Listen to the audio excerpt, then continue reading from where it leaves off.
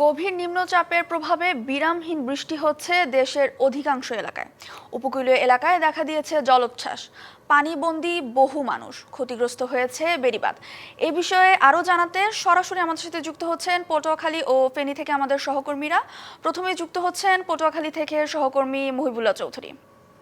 মহিবুল্লাহ, আজকের আবহাওয়া পরিস্থিতি কেমন জানাবেন? গভীর নিম্নচাপের কি প্রভাব পড়েছে উপকূলে, আমাদের বিস্তারিত জানাবেন। আপনাকে ধন্যবাদ। যেমনটি বলছিলেন যে গভীর নিম্নচাপের প্রভাবে উপকূলে বৃষ্টি হচ্ছিল। আমরা যদি বলি চিত্রটা, যে ফজরের পর থেকেই কিন্তু উপকূলীয় জেলা পটুয়াখালীর চিত্র এটি, যে এখানে কিন্তু বৃষ্টি নেই, তবে মাঝে মধ্যে ঝিরিঝিরি বৃষ্টি কিন্তু হচ্ছে উপকূল জুড়ে। মাঝে মধ্যে এখন কিন্তু বৃষ্টি নেই বললেই চলে। আর আমি একেবারে নদীর পাড়ে রয়েছে, আপনি দেখতেই পাচ্ছেন যে গতকালকের যে পানি বেড়েছিল, এখন ভাটা চলছে নদীতে। তো এখন কিন্তু বলাই চলে যে লোকালয়ে যে সকল বেড়িবাঁধ ভেঙে গতকালকের লোকালয়ে পানি প্রবেশ করেছিল, সে সকল পানি কিন্তু ইতিমধ্যেই নামতে শুরু করেছে এবং নেমে চলে গিয়েছে। মাঠের অলরাউন্ডার আমি, আর ঘরের অলরাউন্ডার টাইলক্স।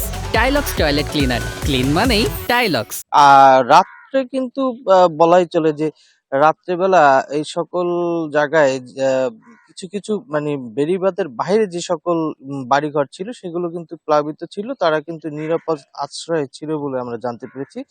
এখন বর্তমানে ভাটা চলছে, লোকালয়ে স্বাভাবিক পরিস্থিতি বিরাজমান রয়েছে এবং অনেকেই কিন্তু তাদের বাড়িঘরে ফিরে সে সকল বাড়িঘরের সে সকল বাড়িঘরের যে আহ, স্বাভাবিক যে কার্যক্রম সেটি কিন্তু পরিচালনা করছে বলে আমরা জানতে পেরেছি। আবহাওয়া অধিদপ্তরের কাছে আমরা জানতে চেয়েছিলাম, যে আবহাওয়া অধিদপ্তর থেকে আমাদেরকে জানিয়েছে যে আজ সকাল 6টা পর্যন্ত 99.9 মিলিমিটার বৃষ্টিপাত রেকর্ড করা হয়েছে। তো পটুয়াখালী থেকে এই ছিল সর্বশেষ তথ্য।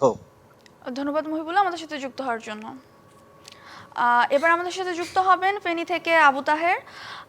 তাহের, আমরা জানতে পেরেছি ফেনীর সোনাগাজী নিম্নাঞ্চলের বেশ কিছু এলাকা প্লাবিত হয়েছে। প্লাবিত হওয়া এলাকায় জনদুর্ভোগ এবং প্রশাসনের পক্ষ থেকে কি কি পদক্ষেপ নেওয়া হয়েছে আমাদের জানাবেন।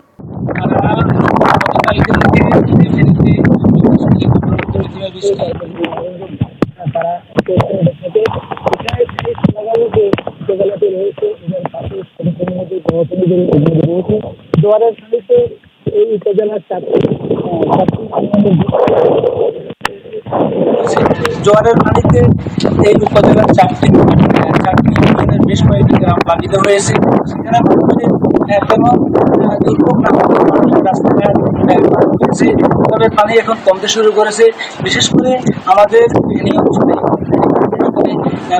পশুরাম যে উপজেলা রয়েছে, সেই উপজেলার পাশে রয়েছে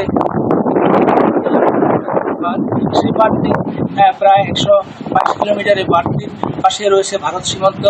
বিশেষ করে যখন বৃষ্টি হয়, টানা বৃষ্টি হয়, থেকে নেমে